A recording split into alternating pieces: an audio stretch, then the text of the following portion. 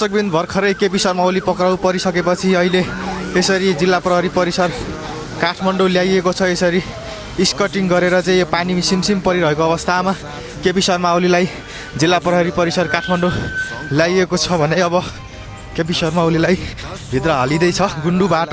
आज एक बिहानै सुदन गुरुङको सक्रियतामा केपी शर्मा ओलीलाई पक्राउ गरेर ल्याइएको छ भने केपी ओली पक्राउ परेर यसरी ल्याउँदाखेरि जिल्ला प्रहरी परिसर काठमाडौँमा भित्र लगिएको छ।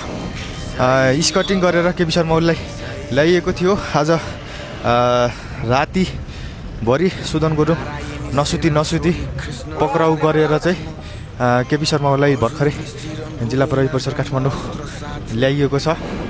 सिमसिम पानी परिरहेको अवस्थामै केपी शर्मा ओलीलाई बिहानै प्रहरीले पक्राउ गरेर चाहिँ ल्यायो। केपी शर्मा ओलीसँगै पूर्व गृहमन्त्री रमेश लेखक पनि पक्राउ परिसकेका छन् भने जिल्ला प्रहरी परिसर काठमाडौँमा यतिखेर भित्र हालिसकेको छ। तपाईँहरू देख्न सक्नुहुन्छ लामो स्कटिङ गरेर नै यतिखेर केपी शर्मा ओलीलाई जिल्ला प्रहरी परिसर काठमाडौँ ल्याइएको छ। गुन्डुदेखि रातभरि नसुती नै ल्याइएको थियो।